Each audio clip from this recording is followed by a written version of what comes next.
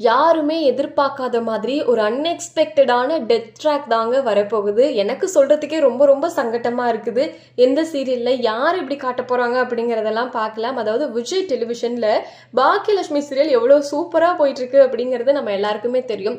கோபி, ராதிகா, பாக்கியா, எழில், அமிர்தா அப்படின்னு சொல்லிட்டு கதை ரொம்ப அழகா நகர்த்தி கொண்டு போயிட்டு இருக்காங்க.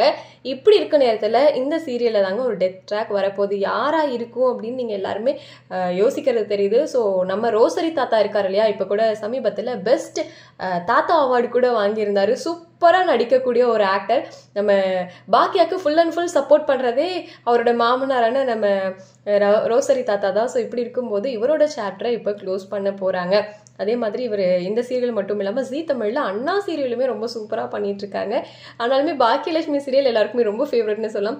ஸோ அதில் இவரோட ட்ராக்கை சாப்டரை க்ளோஸ் பண்ண போறாங்க. இவர் இறக்குற மாதிரி காமிக்க போறாங்க. ரீசெண்ட் எபிசோட்ஸ்ல பார்த்தீங்கன்னா நம்ம தாத்தாவோட 80வது பர்த்டேவை ரொம்ப சிறப்பாக கொண்டாடுற மாதிரி எபிசோட்ஸ் ஒரு வாரமாவே போயிட்டு இருக்குது.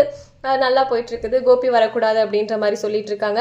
இதுல ரொம்ப முக்கியமா நம்ம கவனிக்க வேண்டியதுன்னா, தாத்தா வந்து எல்லாருக்கிட்டையும் பேசும்போதுமே ஏதோ ஒரு எமோஷனலாவே பேசிட்டே இருக்காரு. விட்டு போயிடுவேன்ற மாதிரியே யதார்த்தமா சொல்றது அப்படியே நிஜமா நடக்கிற மாதிரி எபிசோட்ஸ்ல கொண்டு வர போறாங்க. எல்லாருக்கிட்டையும் அந்த பேசுறதே பாத்தீங்கன்னா ஒரு மாதிரி தான் இருக்கும். ஸோ அதை அப்படியே நிஜமாக்குற மாதிரி இப்படி கொண்டு வர போறாங்க போல கதையில. நிச்சயமா ஹை வோல்டேஜ் எமோஷனல் சீக்வன்ஸா இருக்க போதுங்கல்ல, எந்த ஒரு டவுட்டுமே கிடையாது. ஏன்னா 4 வருஷமா பாக்கியலட்சுமி சீரியல்ல டிராவல் பண்ணியிருக்காரு. ஸோ என்னதான் சீரியல் அப்படின்னாலுமே நிஜமாலுமே ஏத்துக்கவே முடியல. பாக்கியலட்சுமி சீரியல் அப்படின்னா ஈஸ்வரி, அவரு, கோபி இவங்கெல்லாம் ஒன்னா பார்த்துட்டு இனி தாத்தா வந்து இந்த சீரியல்ல இல்ல அப்படிங்கிறது கஷ்டமா தான் இருக்க போகுது.